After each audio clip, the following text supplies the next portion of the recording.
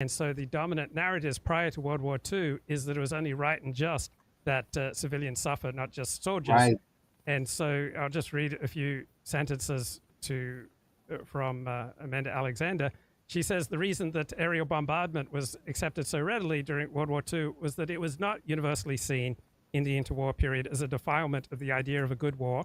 It was not seen as illegal. There were some sentiments that the bombardment of civilians was immoral or illegal, but there was a strong cultural narrative that said a war against civilians was an appropriate way of waging war.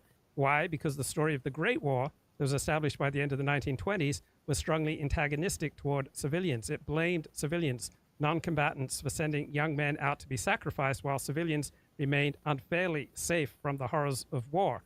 And you see the same account of the work of the leading military strategists, the leaders of the nascent air forces, and international lawyers, right, were unable to posit any strong legal or moral prohibition on the bombardment of non-combatants. So the hostility towards civilians that emerged from the Great War left aerial bombardment as an unsettled legal problem and a military possibility that was eventually embraced in World War II.